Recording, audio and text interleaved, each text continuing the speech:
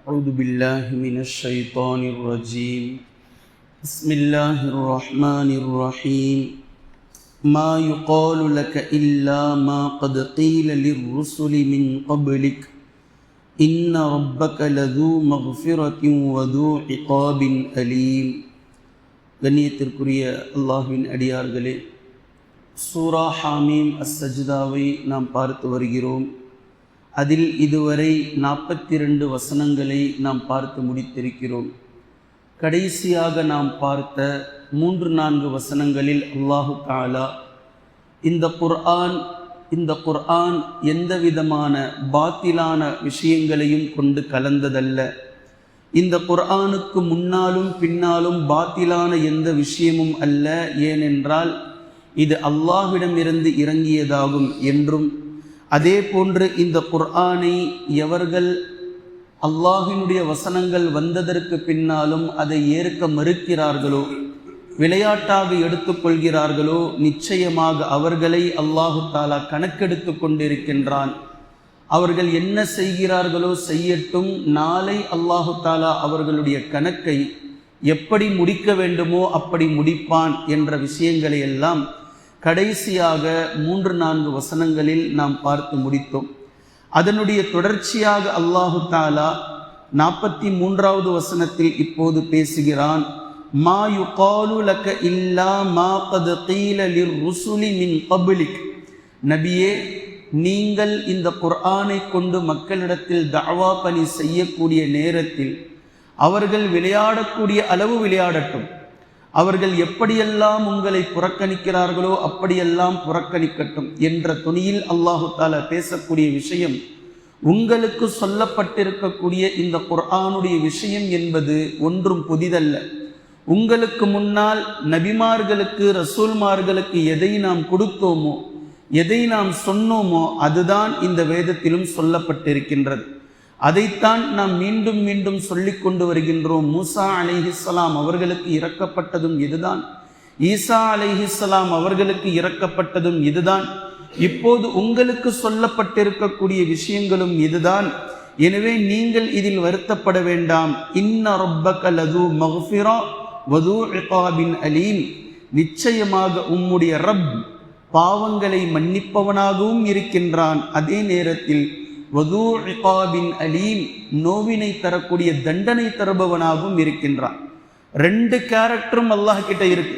அல்லாஹ் மன்னிப்பவனாகவும் இருப்பான், நோவினை தரக்கூடிய வேதனையையும் அவன் கொடுப்பான். யார் எவர்கள் அல்லாஹ்விடத்தில் எப்படி நடந்து கொள்கிறார்களோ அப்படிப்பட்ட அடிப்படையில் அவனும் அவர்களிடத்தில் நடந்து கொள்வான் என்பதை அல்லாஹு தஆலா இங்கு பேசுகின்றான். ஒருவேளை அல்லாஹு தஆலா மன்னிக்க மாட்டேன் என்று சொல்லி இருந்தால் அது இறை பண்புக்கே மாற்றமாக போயிருக்கும்.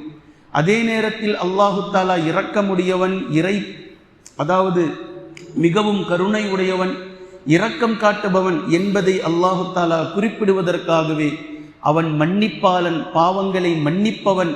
நீங்கள் தவறு செய்துவிட்டால் திரிந்து விடுங்கள், என்னுடைய கருணையின் மீது நீங்கள் நம்பிக்கை இழந்து விடாதீர்கள் என்பதற்காக தன்னை லது மக்ஃபிரா, பாவங்களை மன்னிப்பவன், மன்னிப்பை ஏற்பவன் என்று அறிமுகப்படுத்துகின்றான். மறுவார்த்தையே வது இகாபின் அலீம், நிச்சயமாக அல்லாஹு தஆலா நோவினை தரக்கூடிய வேதனை செய்பவனும் அவன்தான் என்று சொல்லக்கூடிய இந்த விஷயம் அவனுடைய கடுமையான எச்சரிக்கை. ஒருவேளை இந்த எச்சரிக்கை மாத்திரம் இல்லாமல் இருந்திருந்தால் உலகத்தில் எல்லோருமே பாவம் செய்பவர்களாக மாறியிருப்பார்கள். ஏனென்றால் அவன்தான் மன்னிப்பவனாயிற்றே, எவ்வளவு பாவங்கள் செய்தாலும் அவன் மன்னித்து விடுவான் என்ற நிலையில் சென்றிருப்பார்கள். அல்லாஹ்வினுடைய எச்சரிக்கையும் அல்லாஹ்வினுடைய மன்னிப்பும் மனிதர்களுக்கு சம அளவில் இங்கு புரிய வைத்திருப்பதனுடைய நோக்கம்தான் தவறு செய்தவர்கள் திருந்தி தவறு செய்யாமல் இருப்பதற்கும், தவறு செய்யாமல் அல்லாஹ்வினுடைய எச்சரிக்கையை பயந்து வாழ்வதற்கும் மிக அழகான ஒரு அம்சத்தை அல்லாஹு தஆலா அவனை அறிமுகம் செய்யும் போதே அவன் ஏற்படுத்தி வைத்திருக்கிறான் என்பதை நம்மால் புரிந்து கொள்ள முடிகின்றது. அடுத்த வசனத்தில் அல்லாஹு தஆலா பேசக்கூடிய விஷயத்தை பாருங்கள். இந்த தீனை விளையாட்டாக எடுப்பவர்கள், இந்த தீனை குறையாக எடுப்பவர்கள் எதை அவர்களிடத்தில் பேசினாலும் அவர்கள் குறையாகத்தான் பார்ப்பார்கள். அரபுகளை வைத்து அல்லாஹு தஆலா ஓமை புரிய வைக்கின்றான். வலவு ஜஅல்நாஹு குர்ஆனன் அஅஜமிய்யா, இந்த குர்ஆனை ஒருவேளை அரபு அல்லாத அயல் மொழியில் நாம் இறக்கி வைத்திருந்தால் லகாலூ லவுலா ஃபுஸ்ஸிலத் ஆயாத்துஹு, அப்போது இந்த குறைஷி மக்கள் கூறியிருப்பார்கள், என்ன அரபு தேசத்துல போய் அரபு அல்லாத வேறு மொழியில் குர்ஆன் இறக்கப்பட்டிருக்கின்றது, இந்த குர்ஆன் கொஞ்சம் தெளிவா இறங்கி இருக்க கூடாதா, புரியும்படி இருந்திருந்தால் அதை நாமளும் ஃபாலோ பண்ணியிருப்போமே என்று அவர்கள் பேசியிருப்பார்கள். அரபு அல்லாத மொழியில் அயல் மொழியில் இறக்கி வைக்கப்பட்டிருந்தால் என்னமோ இவங்க பின்பற்றிக்கிட்டு இருக்கிற மாதிரி இப்போ அரபு அல்லாத மொழியில் இருக்கும்போது பேசுவார்கள், என்ன அரபு அல்லாத மொழியில் இறங்கி இருக்கின்றது, ஒண்ணுமே புரியலையே, சரியான முறையில் இருந்திருந்தால் நாம் அதை ஃபாலோ பண்ணியிருப்போமே என்று அவர்கள் பேசுவார்கள். நீங்க ஏதாவது ஒரு கடையில ஒரு பொருளை வாங்கிட்டு அதே பொருள் விற்கக்கூடிய இன்னொரு கடையில நின்று வேற ஒரு பொருளை வாங்கி பாருங்களேன். அப்ப அந்த கடைக்காரர் கேட்பார், இது எங்க வாங்கினீங்க, இந்த இடத்துல வாங்கினேன், எவ்வளவுக்கு வாங்கினீங்க, 200 ரூபாய்க்கு வாங்கினேன். 200 ரூபாவா, நம்ம கிட்ட 150 தாங்க அப்படின்னு சொல்லுவார்.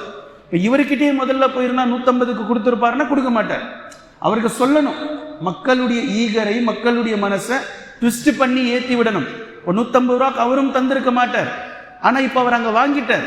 இப்போ வாங்கியவரை அடுத்த முறையாவது நம் பக்கம் வருவாரா அப்படின்னு சொல்லி திருப்பி விடுவதற்காக நம்ம கிட்ட அது 150 தாங்க, 50 ரூபா வேஸ்ட் பண்ணிட்டீங்க, கூட்டி கொடுத்து என்று சொல்லக்கூடிய இந்த டைலாக்கை நம்ம பார்க்கிறோம்ல, இதை அல்லாஹும் மிக அழகாக புரிய வைக்கின்றான். அரபியில் இறங்கி இருக்கக்கூடிய இந்த குர்ஆன் இவ்வளவு தெளிவாக அவருக்கு புரியும்படி இருக்கின்றது.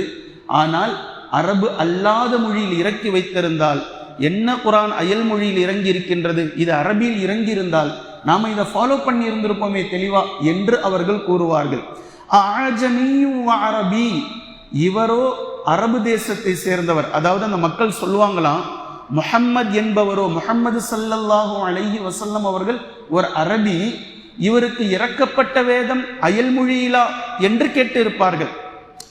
அஅஜமியு வ அரபி, இவரோ அரபியை சேர்ந்தவராக இருக்கிறார், இவருக்கு இறக்கப்பட்ட வேதமோ அயல் மொழியிலா என்று கேட்டிருப்பார்கள். குல் ஹுவ லில்லதீன ஆமனூ ஹுதன் வ ஷிஃபா, ஆனால் எவர் உபதேசத்தை ஏற்றுக்கொள்ள வேண்டும் என்று நினைக்கிறாரோ, அல்லாஹின்படி வழி நடக்க வேண்டும் என்று யார் ஆதரவு வைக்கிறாரோ, இவருக்கு எந்த மொழியும் தடையல்ல, யார் நபியாக வந்தும் தடையல்ல, சொல்பவர் யாராக இருப்பதென்பதும் இவருக்கு தடையல்ல. குர்ஆன் ஹதீஸ் கண்ணுக்கு முன்னால் இருக்கின்றதா, மார்க்கம் இதுதான் சொல்கின்றதா, அதை ஏற்றுக்கொண்டு சென்று கொண்டே இருப்பார். இனி இப்படித்தான் வாழ வேண்டும், இனி இப்படித்தான் நம்முடைய நடைமுறை இருக்க வேண்டும் என்று குர்ஆன் ஹதீஸ் அல்லாஹ் தான் இதை சொல்லி இருக்கின்றான், அல்லாஹ் இப்படி நடக்க சொல்கின்றான் என்ற அடிப்படையில் அவர்கள் கண்ணை மூடிக்கொண்டு அதை ஏற்றுக்கொண்டு சென்று விடுவார்கள். அல்லாஹு தாலா அதை ரொம்ப அழகா பேசுறான். குல் நபியே, நீங்கள் சொல்லுங்கள், ஹுவ லில்லதீன ஆமனு, ஈமான் கொண்டவர்கள் என்று சிலர் இருக்கிறார்கள், முஃமின்கள் என்று சிலர் இருக்கிறார்கள், அல்லாஹ்வை நம்பிக்கை கொள்பவர்கள், அவர்களுக்கு இந்த குர்ஆன் ஹுதன் வ ஷிஃபா, நேர்வழியாகவும் அது நிவாரணியாகவும் இருக்கின்றது என்று சொல்லுங்கள். உள்ளங்களில் எத்தனை நோய்கள் இருக்கிறதோ ஒட்டுமொத்த நோய்களுக்கும் குர்ஆன் நிவாரணி. குர்ஆன் ஒருவருடைய உள்ளத்தை பதப்படுத்தவில்லையானால் குர்ஆன் என்ற மருந்து அவருக்குள் செல்லவில்லை என்ற பொருள். குர்ஆன் அவரை நேர்வழிப்படுத்தவில்லையானால் குர்ஆன் என்ற வசனங்கள் அவருக்குள் செல்லவில்லை என்பது பொருள். அது அல்லாஹ் தஆலா பின்னாடி பேசுறான். இப்போ எப்போ வரைக்கும் உள்ளுக்குள்ள போகலையோ அப்போ வரைக்கும் அவரவர்கள் முரண்டு பிடித்தவர்களாகத்தான் இருப்பார்கள், அவர்களுடைய வழியில் தான் அவர்கள் இருப்பார்கள். அது என்ன வேணா இருக்கலாம், மார்க்கம் தடுத்த எந்த விஷயத்தில் வேண்டுமானாலும் இருக்கலாம். குர்ஆன் அவர்களுக்குள் செல்லவில்லை என்பதற்கான ஆகச் சிறந்த உவமை, அவர்கள் நேர்வழி பெறுவதும் இல்லை, இந்த குர்ஆன் அவர்களுடைய உள்ளங்களில் இருக்கக்கூடிய நோய்களை மாற்றவும் இல்லை. ஏன் அல்லாஹ் இப்படி பேசுறானா, இந்த குர்ஆன் நேர்வழி காட்டாவிட்டால் உலகத்தில் வேறு எது நேர்வழி காட்டும்? இந்த குர்ஆன் ஒருவருக்கு அருமருந்தாக இல்லாவிட்டால் வேறு எது மருந்தாக இருக்கும்?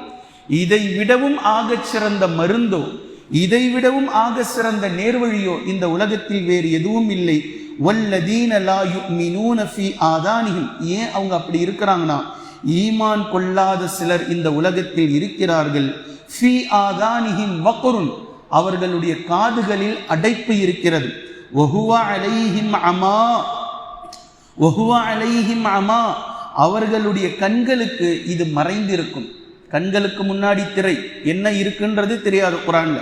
காதுகளில் அடைப்பு. அல்லாஹு தாலா சொல்லக்கூடிய உதாரணம் பாருங்க. உலாயிக யுனாதவுன மின் மகானின் பஈத், இவர்கள் தூரத்திலிருந்து தங்களை யாரோ அழைப்பதை போன்று உணர்கிறார்கள். நீர்வீழ்ச்சியிலையோ இல்லை கடல்லையோ இல்லை குளத்துலையோ கிணத்துலையோ நல்லா முங்கி முங்கி குளிச்சதுக்கு அப்புறம் 1 மணி நேரம் 1/2 மணி நேரம் காது அடைச்சிக்கும் பெரும்பான்மையான நபர்களுக்கு. அது ரிலீஸ் ஆக கிட்டத்தட்ட 1/2 மணி நேரம் 1 hour ஆகும்.